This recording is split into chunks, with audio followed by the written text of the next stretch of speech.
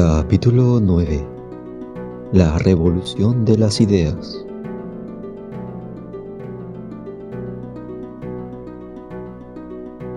A veces puede parecer que las teorías de los filósofos son pura comedura de cerebro, elucubraciones ingeniosas o aburridas, pero que poco o nada tienen que ver con lo que de veras ocurre en el mundo.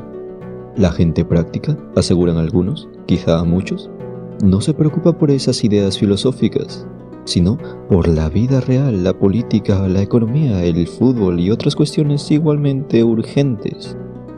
Las cosas que dicen los filósofos, pobrecillos, solo les interesan a otros filósofos, o a gente tan chalada como ellos que viven en las nubes.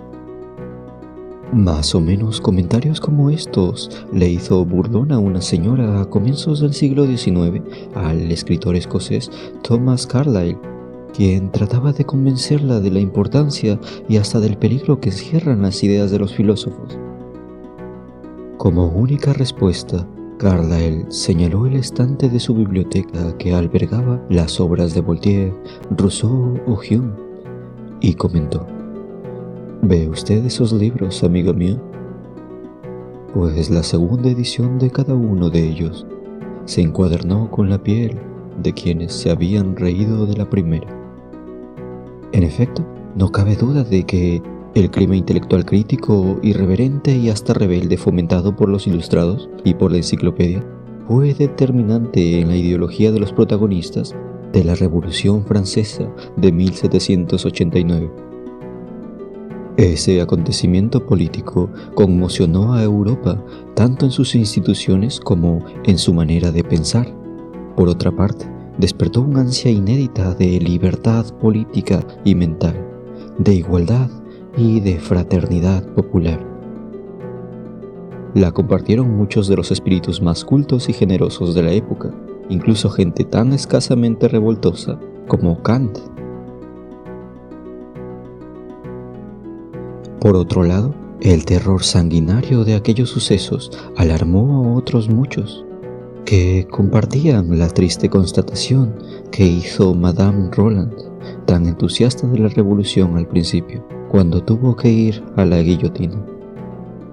Libertad, libertad, ¿cuántos crímenes se cometen en tu nombre?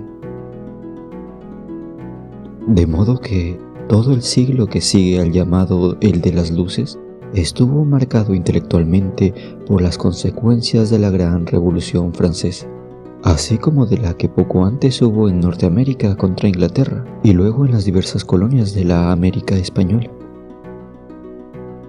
De ese modo nacieron nuevos pensamientos revolucionarios y también otros conservadores, partidarios unos de imponer justicia y otros de preservar a ultranza la libertad, sin que faltasen quienes pretendían conciliar lo mejor de ambos campos.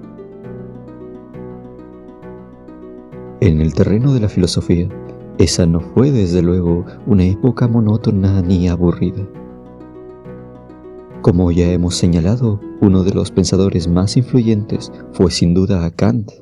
El maestro de Königsberg intentó en su obra señalar la capacidad, aunque también los límites de la razón, y establecer la autonomía ética de la persona humana y su correlativa dignidad por encima de instituciones y fronteras. Pero quienes siguieron por el camino abierto por él no se atuvieron a todas sus prevenciones y cautelas, sino que le desbordaron en uno u otro sentido. Ya hemos visto en casos anteriores que en la carrera de relevos de la filosofía se es fiel a lo que nos enseña el que nos precede, traicionándole lo mejor y más razonadamente posible. Así se portaron respecto a Kant pensadores tan distinguidos como Fichte, Schelling y sobre todo Hegel.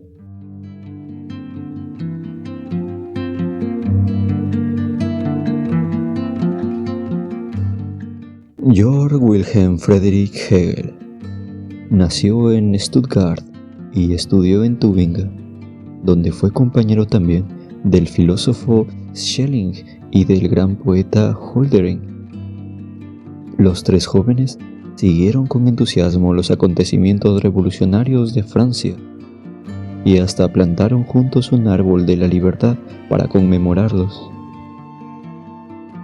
Pero a diferencia de otros, Hegel sintió un entusiasmo no menor por Napoleón, al que consideraba prolongación y heredero lógico de la revolución. Al verlo entrar en Jena durante su gira de conquistas por Europa, lo admiró como si fuera el alma del mundo, montado a caballo.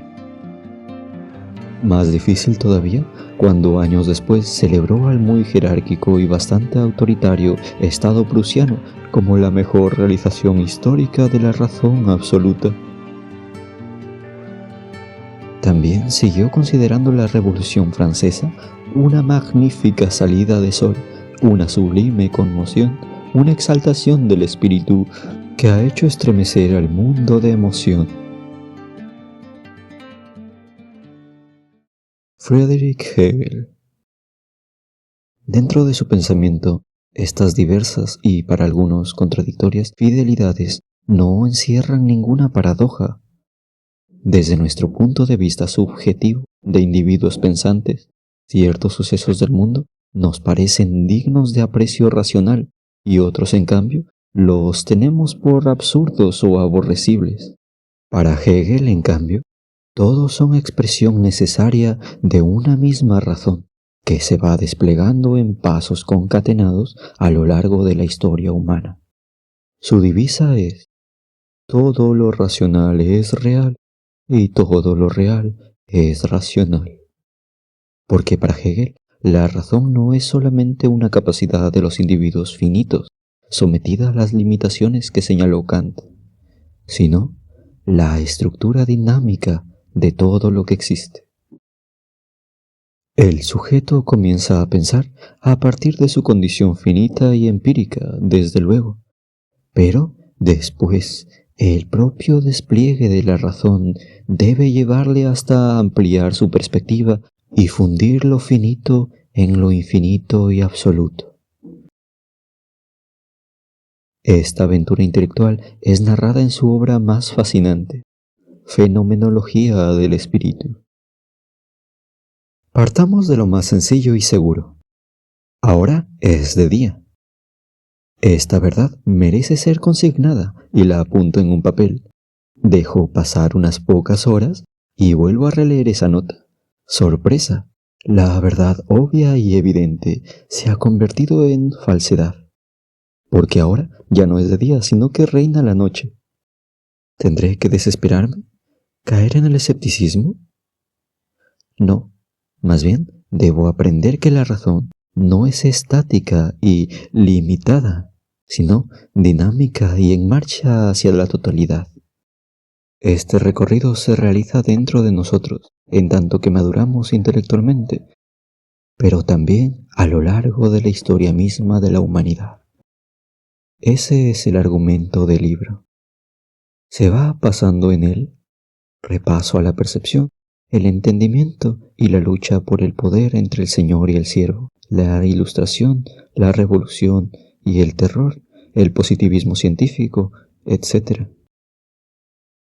Como casi todo el resto de la obra hegeliana, la fenomenología es muy difícil de leer, aunque habla de asuntos que en último término nos interesan a todos. En otro caso no sería un filósofo. Hegel escribe principalmente para técnicos y profesores de filosofía, lo que hace a la mayoría de su obra inaccesible al principiante y sumamente oscura para muchos que no lo somos tanto, pero por supuesto ni más ni menos profunda que los autores más directamente comprensibles como Montaigne, Hume o Rousseau. Hegel escribió también una monumental ciencia lógica, que es algo así como el Everest de los varios y abrumadores 8000 que el aprendiz de filósofo debe leer para adquirir respetabilidad. La lógica de Hegel no trata de cómo se argumenta, sino de cómo se piensa. En otras lógicas, por ejemplo la de Aristóteles, se señala los tipos de razonamiento erróneos. Pero en la de Hegel, cada paso de la razón es válido, y también necesariamente falso, porque sólo el conjunto universal de la razón realizada en el mundo, la idea total y absoluta, puede aspirar a ser considerada la verdad. Esta forma paradójica de avanzar en el pensamiento, un paso adelante, otro atrás y luego dos adelante, es llamada dialéctica y constituye la aportación más fructífera de Hegel al procedimiento intelectual. Según la dialéctica, la razón establece primero una afirmación o tesis. Después, comprende las objeciones que la invalidan y pasa a negarla en la antítesis, para a continuación retomar una y otra en una síntesis, que va más allá de ambas, recogiéndolas y superándolas. El ejemplo más citado de la dialéctica está al comienzo mismo de la lógica. El punto de partida es el ser, que no es esto ni aquello, ni nada determinado, solo el puro y vacío hecho de ser. Pero si el ser no tiene determinaciones ni contenidos, resulta que es nada. Es decir, que se identifica con lo que parece desmentirlo, la nada, lo que precisamente no es. Pero cuando estamos ya en la nada, vemos que al menos es eso, nada, o sea que a su modo es. Y el tránsito de la nada al ser es el devenir, que recoge la afirmación primera y la negación que la sigue en su movimiento que va más allá. Complicadillo, ¿no? Pero 500 páginas más adelante ya se acostumbra uno. Los individuos moralmente autónomos de Kant impresionan poco a Hegel. Cada cual puede actuar de acuerdo con su personal pauta ética, pero no debe pretender que su moralidad se imponga al mundo. O quizá puede obrar de acuerdo a sus pasiones. Para Hegel, nada grande se ha hecho en el mundo sin pasión. Pero la pasión tampoco puede dictar la más alta norma ética, por imprescindible que sea en las acciones individuales. En realidad, la sustancia ética efectiva y verdadera se va formando en base de aportaciones individuales que terminan cristalizando en instituciones históricas. La más madura de todas ellas es el Estado, y si es prusiano, mejor que mejor. Culminación del despliegue de la idea en la historia y por tanto punto final de la misma. La filosofía más elevada y consecuentemente racional no se adelanta proféticamente a la historia, sino que viene después de ella para consolidar idealmente lo ya ocurrido. Porque según la metáfora de Hegel, el ave de Minerva, la lechuza, emblema desde la antigüedad de la filosofía, no echa a volar hasta el crepúsculo, cuando ya el día y sus acontecimientos han terminado.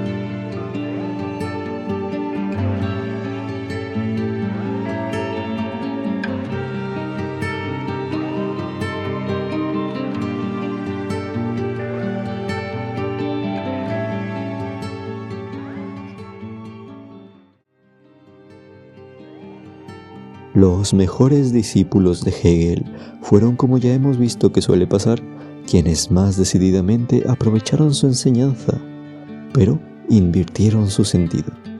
Por ejemplo, Ludwig Feuerbach, para quien la filosofía del futuro no debía consistir en fundir lo finito en lo infinito, sino justamente en lo contrario, o sea, revelar que ese infinito llamado idea absoluta, Dios o cosa parecida, está realmente en lo finito, que es el hombre.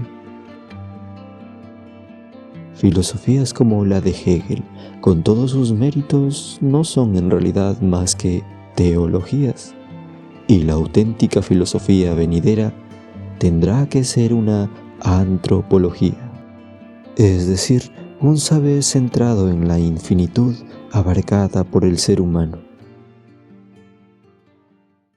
Feuerbach explica que la esencia del cristianismo consiste en magnificar los atributos que descubrimos en el hombre: compasión, amor, afán de justicia, etc., y proyectarlos en la gran pantalla del cielo, como parte del perfil gigantesco de Dios Jesucristo.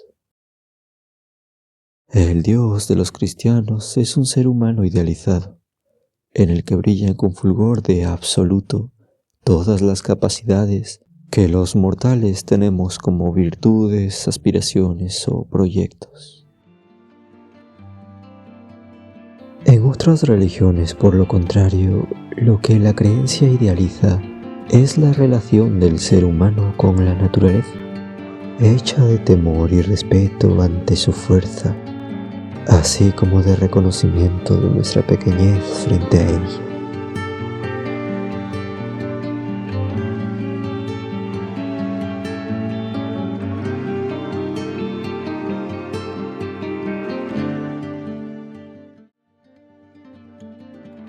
Sin duda, el más destacado seguidor de Hegel fue Karl Marx, que no solo fue filósofo, sino también economista, periodista y político.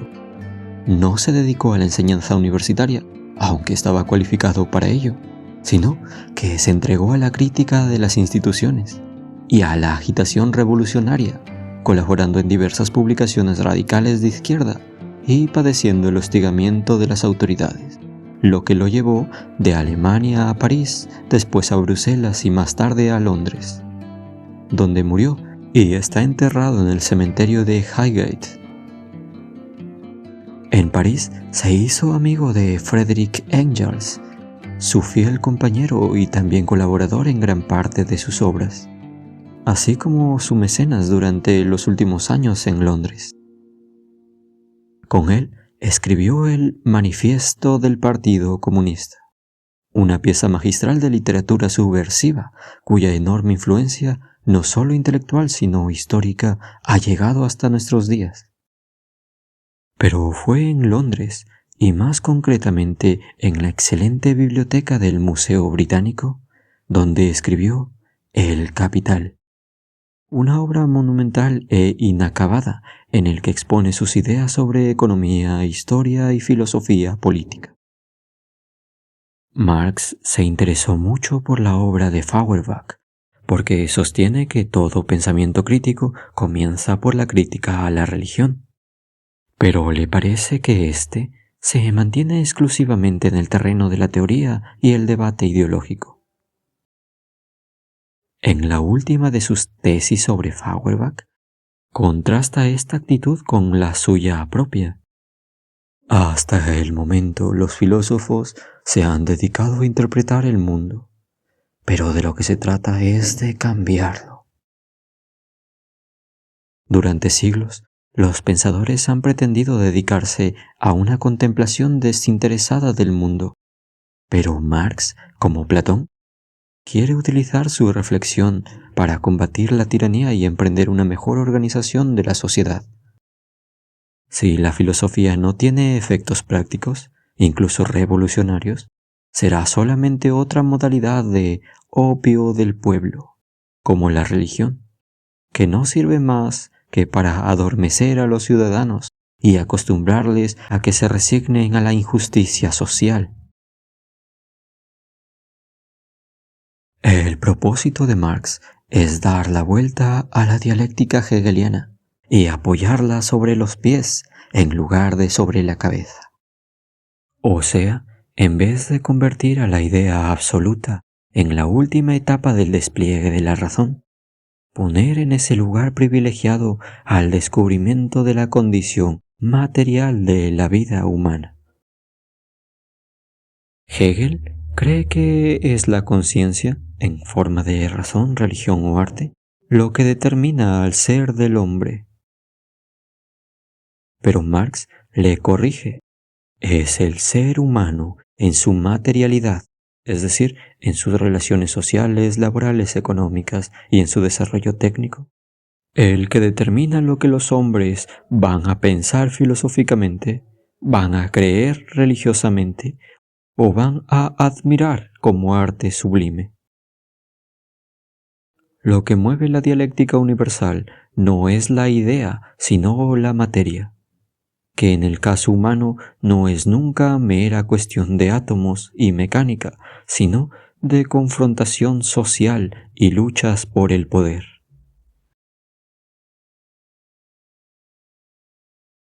Karl Marx. En sus obras sobre economía política, Marx denuncia lo insostenible del sistema productivo de su época. Los propietarios de los medios de producción industrial, es decir, los capitalistas, compran la fuerza de trabajo del proletariado cada vez a precio más bajo, de modo que van convirtiendo a los obreros primero en explotados y luego en pobres miserables. Es cierto que los burgueses capitalistas fueron imprescindibles históricamente para acabar con el feudalismo y la aristocracia, pero ahora se han convertido en un obstáculo para que llegue a realizarse la futura sociedad, sin clases ni jerarquías sociales, en la que se emanciparán los trabajadores proletarios y todos seremos igualmente propietarios de lo común.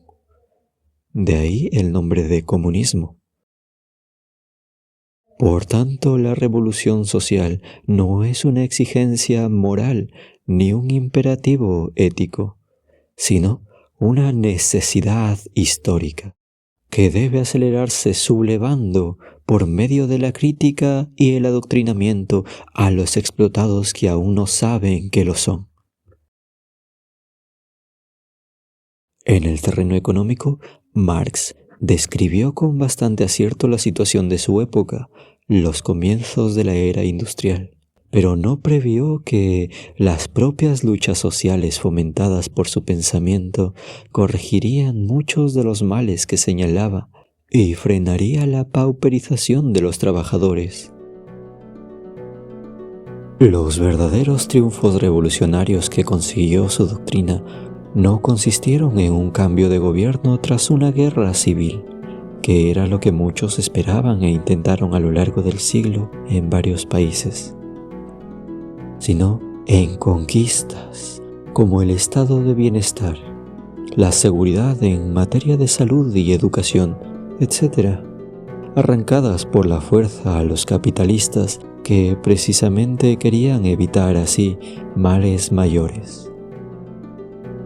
En cambio, en algunos países en que aparentemente triunfó y exterminó a sus adversarios, la Rusia soviética primero y luego la China de Mao, la Cuba actual, etc., el comunismo marxista se convirtió en justificación ideológica de dictaduras sanguinarias que acababan con las libertades sin propiciar realmente la justicia ni el desarrollo social. En tales casos es lícito recordar que el propio Marx dijo en alguna ocasión: «Yo no soy marxista».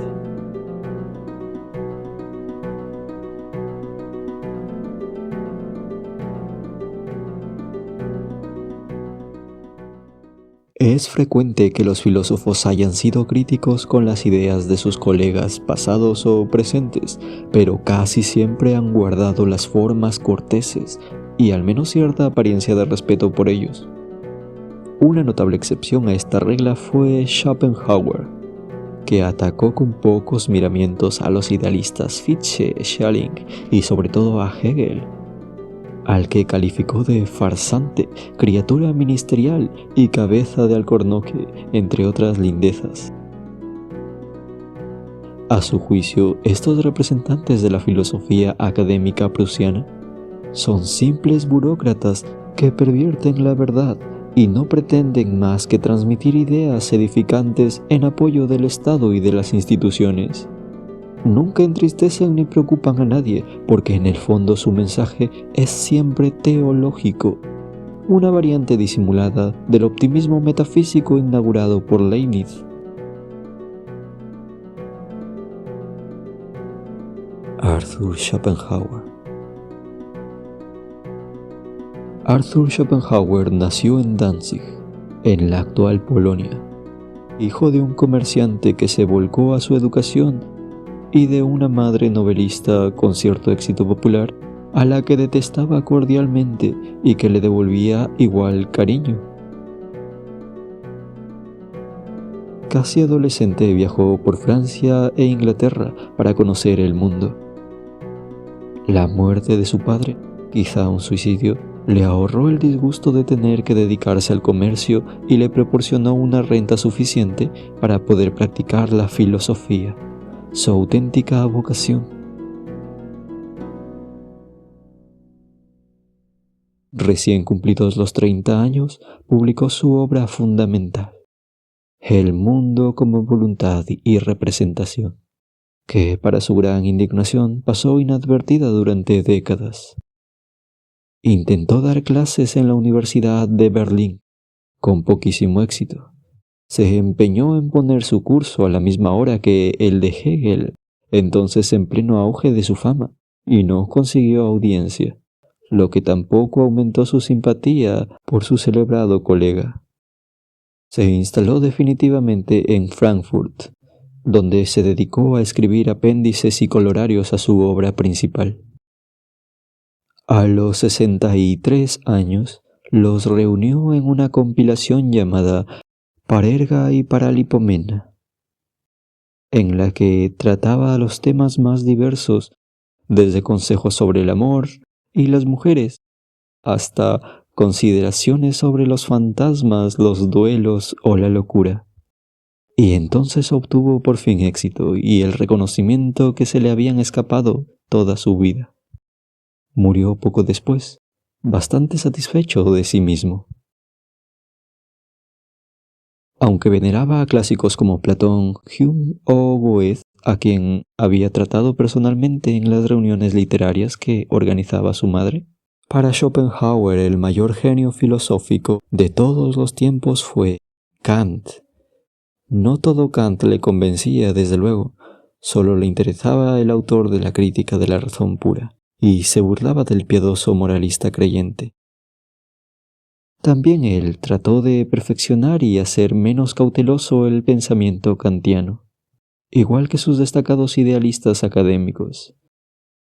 Pero para ello, recurrió a una influencia insólita y verdaderamente original: la sabiduría hindú de los Upanishads, que conoció en la versión del orientalista francés Anquetil Duperron. Desde que algunos de los griegos que acompañaron hasta la India al gran Alejandro trajeron actitudes allí aprendidas, por ejemplo, el de los que llamaron gimnosofistas o sabios desnudos, renunciativos y marginados por la sociedad común, ningún otro filósofo se había interesado por los saberes asiáticos. Con Schopenhauer, Oriente se incorpora al pensamiento europeo moderno. Su gabinete de trabajo, desprovisto de cualquier fetiche religioso cristiano, estaba presidido por una imagen de Buda. Schopenhauer asume que lo que conocemos de la realidad no es más que nuestra representación de lo que hay. Es decir, lo que Kant denominaba el fenómeno, o sea, aquello que causa en nuestro cuerpo todo lo que está fuera de nosotros. Pero esa representación no proviene de nuestro entendimiento, sino de nuestra intuición vital, a partir de la cual operará después la razón y sus conceptos abstractos. A fin de cuentas, la representación no es sino lo que los hindúes llamaron el velo de Maya, el conjunto de ilusiones producidas por nuestros deseos y apetencias vitales, que encubren lo que no les interesa y embellecen lo que prefieren. Porque lo que de verdad cuenta para nosotros del mundo es lo que la voluntad, que fundamentalmente nos constituye, quiere de él. Una demanda infinita que siempre desea más y más, sin contenerse nunca con nada, anhelando algo nuevo en cuanto conseguimos lo que habíamos apetecido. En verdad, no es nuestra razón idealista la que dirige cuanto queremos, sino nuestro salvaje e inconsciente querer, el que domina cuanto entendemos y razonamos.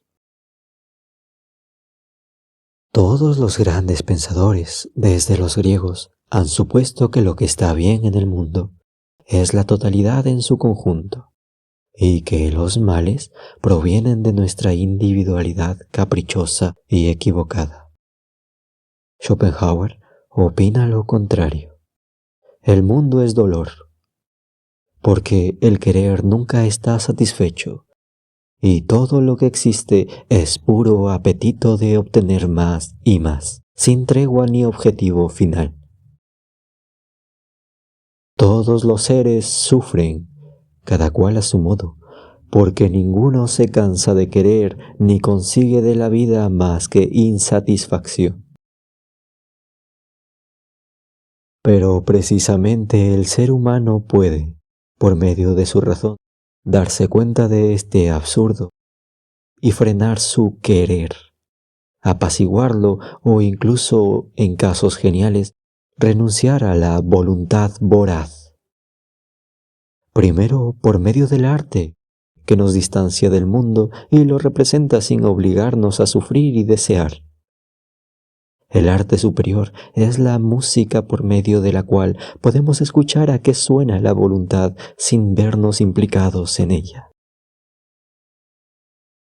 Después, por medio de la compasión, el fundamento de toda moral, que nos hace comprender los sufrimientos del resto de los seres, no solo humanos, sino también animales. Los defensores de la caza o de las corridas de toros no estarían en ninguna simpatía con Schopenhauer, y renunciar a causarles daño para imponer nuestros deseos.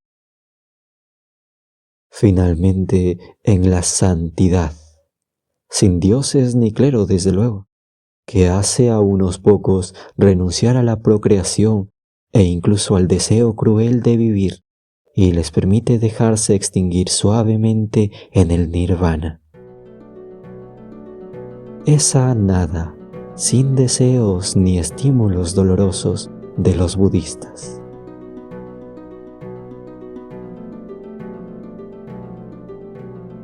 Las recomendaciones de Schopenhauer sobre el amor sexual, la política o las relaciones sociales no llegan hasta predicar la santidad misma y la renuncia completa, pero pretenden reducir al mínimo padecimientos de la vida, utilizando el sentido común.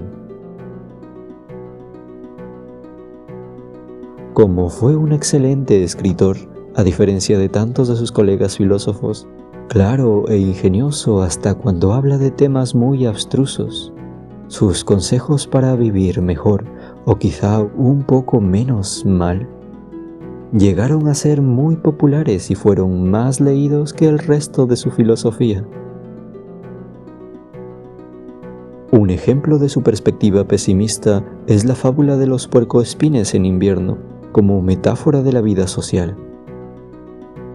Cuando llega el frío invernal, los puercoespines se arriman unos a otros para darse calor, pero no pueden acercarse demasiado porque se pinchan con las púas de sus semejantes y deben guardar las distancias. Lo mismo que los humanos, buscamos la compañía de los demás para no perecer de soledad y hastío. Pero no podemos frecuentarnos demasiado de cerca, sin herirnos unos a otros con nuestras ambiciones opuestas.